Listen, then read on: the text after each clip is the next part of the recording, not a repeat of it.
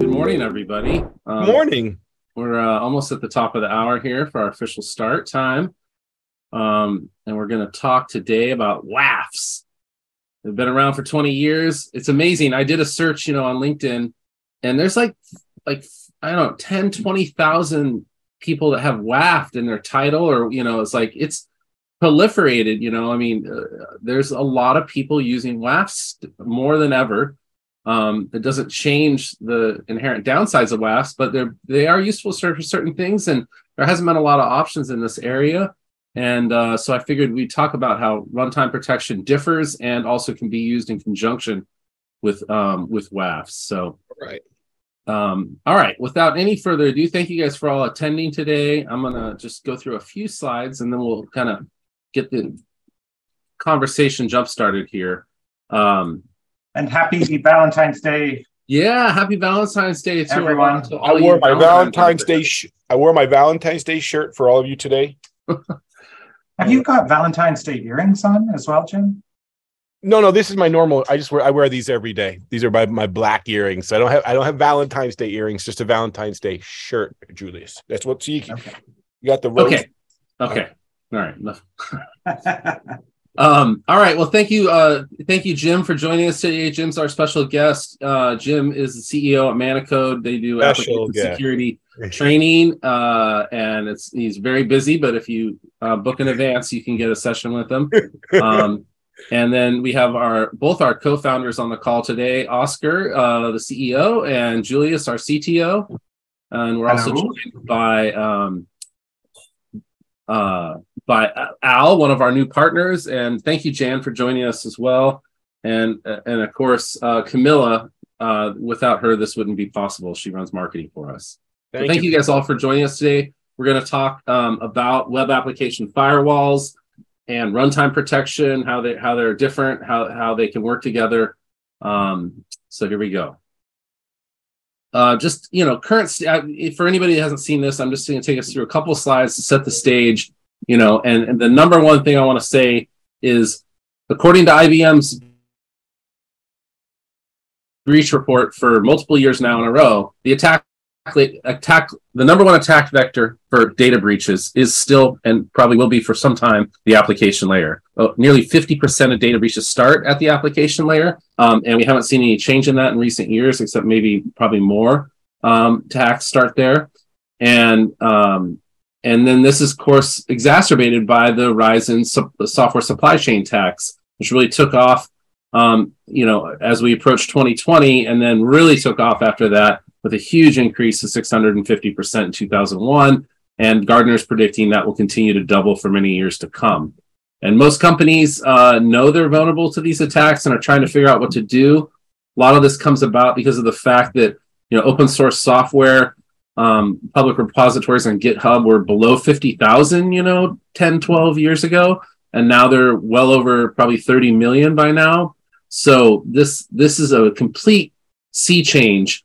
Basically problems that we knew about back then are now being, exponentially shared across the world. And Shannon, let me add something really brief. Go back to the beginning of the Java era, which is one of the first big languages driving the web, right? Mm-hmm. Java back in the late 90s, even then, from the Apache Foundation, we were using hundreds of third-party libraries in the late 90s. So this problem starts, honestly, in about 1997, 1998, sure, when the proliferation of third-party libraries began to grow exponentially.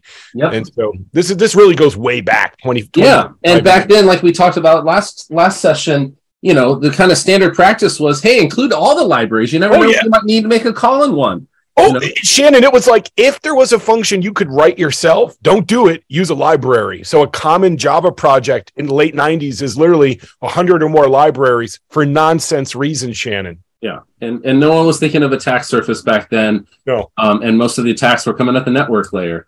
Yep. But today, Java has grown up and has more critical vulnerabilities than all other languages combined. And or at least the ones that we all know and love and work with every day. And as a result, the majority, huge supply chain hacks like the Equifax thing from the Apache Struts library happened. And a company can lose $5 billion in market cap in one day and not recover that, as Equifax really hasn't over the years.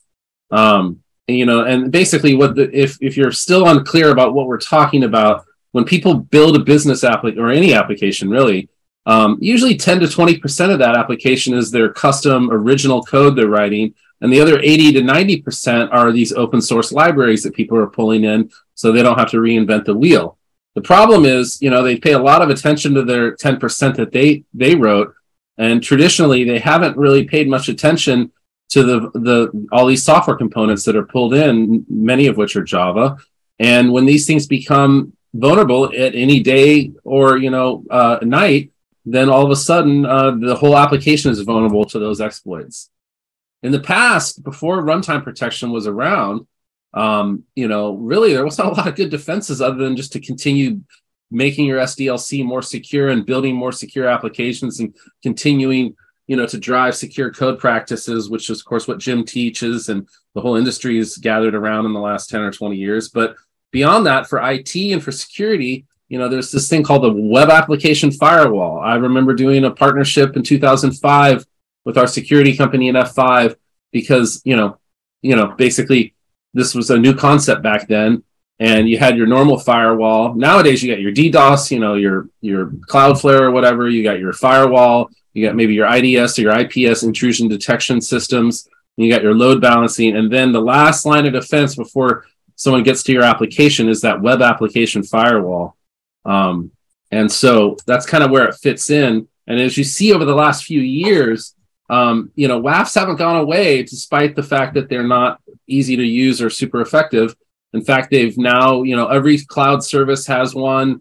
Akamai offers one. Everyone, you can see Imperva here has a gateway, a box basically, as well as their cloud version. Yep. So WAFs aren't going away. They're just getting virtualized and being put in the cloud now. That helps them scale faster, I guess. And, there's definitely some advantages of being in the cloud. And there's what they call next generation WAFs now. They're supposed to be smarter and less likely to take your production down. So this is still a big industry, and there's tens of thousands of people out there that are skilled at babysitting these things. And the basic idea is, the WAF is supposed to stop the bad guys and the bots and the spammers from getting to your app and let the people that are supposed to get in there. That's the idea, right? It looks at your incoming traffic. It reports on abnormal payloads and usages. If that suspicious activity looks really bad, it can be blocked, whether manually or automatically. And please correct me if I'm off base here, Jim. Like I'm relying on you to keep me honest. Shannon, I'll give you my opinion on WAFs. You ready? No. WAFs are for wimps. WAFs are for wimps, Shannon. They're maybe you get some traffic introspection. Maybe you can block a few categories of easy type of problems. I'm quoting Jim Roth from like 15 years ago. WAFs are for wimps. Fix your damn code, Shannon. Fix your damn code or find like more comprehensive solutions, because WAFs inspect HTTP traffic, fire off a rule system, and applications are way more sophisticated than just HTTP traffic introspection. So I've been railing against it for years. I like some of the next generation stuff, but again, they have limited use in our industry, and all this, Shannon. All this. You're 100% right. I mean, I've been, WAFs, that's why there's tens of thousands of people that have WAF in their title out there, is because of the fact that these things take a lot of maintenance and a lot of hand-holding if they're going to work and add any value and be effective at all without. And the problem is, that if you put them on automatic and they block the IP, if it's a false positive, now you just blocked production, right? You just turned off your business to the world. And, that trying to separate from known traffic to good traffic is hard, right? It uses signatures. It looks for things like cross-site scripting injections. It looks for a lot of the common attacks, which is great. It's great to have something out there looking for this stuff, but it's not very discrete, right? It's a fuzzy logic, and to turn it on auto and allow it to truly block production because it thinks something's bad without any kind of confirmation is really dangerous, right? And which is why most people that buy it in production, they just sit there what do you call it, testing mode or listening mode? Non-blocking mode. And Yeah. I see one of two things. People either put their WAFs in a non-blocking mode, and it becomes basically an IDS. At that point, it's just intrusion detection, and you're getting alerts that you may or may not pay attention to. The other thing I've seen people do in the WAF world, the Web Application Firewall world for web applications, is they'll reduce the rule set. They'll look at the rules that are more aggressive and that fire more frequently and could block production, and they'll just drop a lot of those rules, still be in production with a highly reduced and less effective rule set. And so all these paths are mammoth expense. It takes people to help maintain them or a service to help maintain them, and they provide minimal defense. There you go, Shannon. This is not what we want to depend on. We have a question in the Q&A. Okay, great. I'm not familiar with that acronym, especially with the two A's in the middle. It's a web application, maybe API or something. Can someone? Which one? How do you see WAAP? Yeah, I agree. Yeah. Do you know what WAAP is? I closed my browser down so I wouldn't have any performance problems. So it's not easy to be able to look it up. I'm looking it up right now. Can we get someone can look it up. Yeah, we'll get that answered. The trick here, though, and this is what I wanted to explore with you guys today, is I think, WAFs aren't going away, is the bottom line. I mean, despite all the stuff that you said, Jim, which I basically agree with now and agreed with in 2005 when I first started working with WAFs, I knew the tuning them is always going to be a problem. And the bottom line is, if we can get runtime protection, if we have a vulnerable method that it cannot be blocked by runtime protection inside the application because it's actually used occasionally, maybe once a week or once a quarter or once a month by the app, then you can't block it. But you can turn runtime monitoring on and watch it closely. And then if somebody accesses that, you can send that alert to the WAF saying, hey, keep a close eye on this IP in this session. And if you start seeing things like exfiltration of data or, other behaviors that are suspicious, block it, right? So now the WAF is operating on the fact that it's got intelligence from the runtime protection system that says somebody's accessed a vulnerable method, this log4j lookup, it's only used usually once a month by this app. If you think this is suspicious, block it.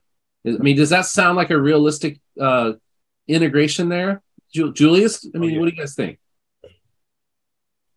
Absolutely. Yeah, go ahead, Jen.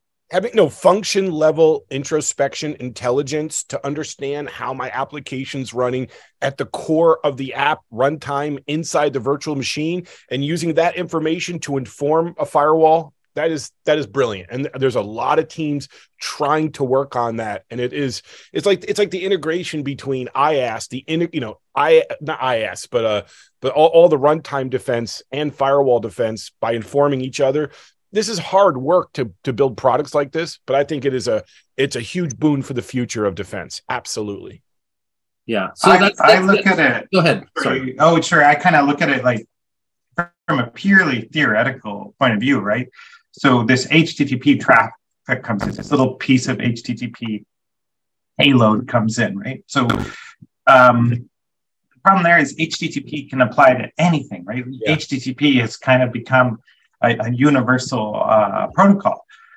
Whereas on the runtime side, this library that's never been even loaded before, no code has ever executed through this library before, has suddenly been activated. This library is suddenly firing up and doing stuff, and it's never done that before, right? Like, it's such a different way of looking at things, like versus, I have an HTTP payload, and I'm gonna way at the front, I'm gonna determine if it's a good payload or a bad payload, versus this is an actual piece of the libraries of the code that we're suddenly looking at. Like, we have so much more context, such a deeper, richer context to evaluate goodness or badness when you actually have the actual libraries and you have the profile over time of which libraries tend to be used. Yeah. And we also have, which CVEs, which vulnerabilities typically are affiliated with the libraries. It's just a much richer context with the runtime. Another interesting note, I think, is that having that visibility into what's running inside of the application and then passing that message out is, I think that is number one. That is so fundamental because of the way applications work today. There is so much interaction between services that we're not seeing out in the HTTP level in terms of looking at how the app works. I talk to an app, that app talks to a service, which talks to a service, which talks to a service. And now I have all this internal communication that I don't have visibility in looking at external HTTP. The point I'm trying to make, Shannon, is that HTTP introspection, when my app was one web server and one database, which was the norm back in the late 90s, 20 years ago, when this tech first started coming up, looking at HTTP was not unreasonable. But that's not how apps work today. Yeah, no, I mean, web services like 7 layers deep. So exactly. Listen to this. Like, these are the things that are popping in my head. I want to hear. Shannon, real quick. I got the WAP. When you want me to WAP you, WAAP, I got the WAP story when you're ready, Shannon. Okay, and Oscar answered the question. So it does have to do with APIs, which is what I was thinking. So it's a specialized service for APIs. But so we've already talked about we turn runtime monitoring on for a method that's now has a CVE on it. It's vulnerable. Someone accesses that, we can send that as an alert to the WAF to start looking closely at that session, maybe block it if anything suspicious happens. That's one scenario I think we all agree on. Another scenario, which I think is interesting, is how about the methods that we block, right? We go through an application, we do monitoring for weeks or months, and then we block every Java method in the application that's not needed by that application, right? Block all the libraries that aren't loaded or are not being used, block all that attack surface, and then share all that share at least that information of any of the stuff that was blocked that's not just blocking for a 0-day purpose, but say it's blocking, we're blocking it because there's an actual CVE on it, right? Which means the attackers out there know about this. Then feed that information into the WAF saying, these are CVEs that we're now blocking for that can't be executed. But if somebody comes in trying to execute these, we know it's an attack.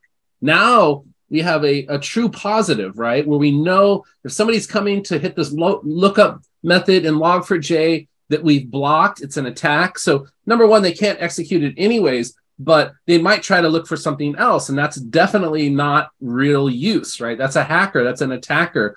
Now we can give intelligence back to the WAF. So if somebody's attacking something we've already blocked and we know it's bad, the only reason they would be executing on that is because they're bad too. Right. So we can now, I mean, does that seem reasonable to give that information back to a WAF? It's challenging in that, like, the way that I call a library and the way that I call a library at the Java function level and the way that I call an application at the HTTP level differs. But the good thing is I could see that the initial HTTP hit and I see that endpoint being hit. And I see that internally that hit called an insecure library. I can immediately then block that feature or block that feature instantly so no one else can hit it. So I would say there's dozens of ways we could build that integration. It is absolutely, it's a challenge, but it's absolutely possible. Yeah, I mean, I think with these next generation firewalls, I mean, we could take advantage of some of the APIs that they offer. Yep. And start to really bring runtime protection closer to these external protection systems, giving them intelligence they would otherwise have. The other thing runtime protection is going to do by using it and locking down 99% of your attack surface that's not needed by the application, right now, you've got 1% attack surface. So like the WAF can really focus in on the areas that you know that you didn't block, right, that could be still attacked potentially. And now it's just like if you're a guard, you have 100 doors you have to watch, someone might slip through one when you're on the far one on this side or that side, right? But if you only got one door to watch, because all the other ones have been locked and bolted, you're going to be able to focus your attention better and spend more processing on anything that might try to come through that door. I think that's fantastic. And how about this, Shannon? This is going to be a buzzworthy quote. Are you ready? You ready? This is for marketing. I'm getting out my marketing muscles for you, Shannon. Are you ready? All right. Thanks, Jim. You're going to get visibility into your use of your supply chain at the individual function level during runtime. And that not a lot of people can say that right now because we have the supply chain. We have all these libraries and components we're using. It's a bit mysterious. People say, oh, just do an SBOM. Yeah, whatever, SBOM. I'll give you an SBOM. So I really don't understand in detail what I'm really using, right? Yeah. I get point in time SBOMs. Everyone's happy. It's really not that helpful. But what is helpful is understanding in runtime, what supply chain am I actually using, so I can understand how to make defensive choices. That really interests me when I'm analyzing an application a lot more than some SBOM does. Yeah. And it's also interesting, you once you block all this potentially bad stuff that you didn't need anyways, it's just extra weight. That's also going to focus when you're not, it's going to focus everybody's attention on the stuff that matters, right? And it's going to block anything that doesn't matter outside and really allow the application to be more performant at the end of the day. Let's open this discussion to so everyone. Anybody, all the guests here I've enabled. So if anybody has questions, you can chat them, or you can unmute yourself and ask them. We got 10 minutes here for Q&A. It could be on WAFs, it could be on runtime. It could be on whatever software supply chain issues or questions you might have. My question, go ahead. Unless anyone else has a question, is do you think WAFs will go away? How about, is anyone here ready to turn off the WAF? No, you can't. They're not going away. They're just getting easier to turn on and off, and they're virtualized, right? They're all in every cloud service now has one. I'll tell you this. I think Web Application Firewall as a standalone category will go away. They'll migrate to WAPs, and then WAPs will migrate into traditional firewalls. And it'll probably take like 10 years or 20 years. But my guess is that these technologies, just like previous specialized firewalls, will eventually roll as one feature in your standard enterprise firewall. That's my guess. It's not going to go away. Yeah. I agree with that 100%. I mean, what's the next generation? I didn't hear that. What was that? I didn't hear that. What was that, Shannon? Can you say a little louder? You what? I agree with that 100%. Okay, I just want to make sure I got it. Yeah, absolutely. I mean, it's just, next generation firewalls, they're going to look at more than just one layer. They're looking at, the application firewall was your layer 7 defense, right? But exactly. At the end of the day, a firewall could look at many layers, right? And have many different layers of logic there and connect at different points in the stack. I'm with you, Shannon. All right. Let's see, any open questions here? Not yet. Okay. So sorry. That's all right. That's all right. I'm in my Valentine's Day cabin, keeping the fire going, because I'm in a webinar on Valentine's Day for you, Shannon. That's how much I love runtime protection of the supply chain. Yeah. Okay. Anybody remember the ages before firewalls? Anyone? I guess my kids don't. My kids will never experience life without a firewall. But I certainly, do I ever I remember launching my first servers. We didn't have firewalls. There was, and then I remember all of a sudden one day in the early 2000s at a data center one night at 2 or 3 in the morning, and all excited because we just powered everything down and powered it all up and it's all working. And we go out for a late night cup of coffee or something and come back, at 4 in the morning, an hour and a half later, and the whole server's owned. And I'm like, what happened? It was just on the internet for an hour, and we, hadn't ran every patch yet, and it's owned. It was a real quick, from 98 to 2002, that 4-year period, it went from you could leave a server for days or weeks on some random IP and you were fine. And then 3 or 4 years later, you couldn't leave it there for a few minutes without it getting owned if it wasn't patched. Shannon, I thought you were going to say, back in my day, we had no firewalls, and we would slag our own core memory in the backyard for our RAM. I was waiting for that one. I remember it was in 2000, that I was just setting up my first Windows network in my home network. I'd never had a home network before, and sharing files between the 2 computers. And then my printer started printing weird things like pictures of penises. And I was like, why is my printer doing that? Well, American audience may not need to hear that. But anyways, I know you Canadians love it though. But it was always fun to see open Windows networks. And one of my neighbors continually kept stealing vegetables out of my garden. And I'm like, really, dude? really? You're going to hop over the fence and grab lettuce? Oh, I need fresh lettuce. So I went and I saw his printer active on, I connected his wireless, saw his printer there and printed out to him, I'm always watching, stop eating my vegetables. And this scared him so much. He apologized. He brought me vegetables for like a month. It was great. But like, I remember Oh, I like that. That's a modern take on Rapunzel. I love it. Okay, guys. Well, if there's no questions, I'm going to clip this. We don't need to run it.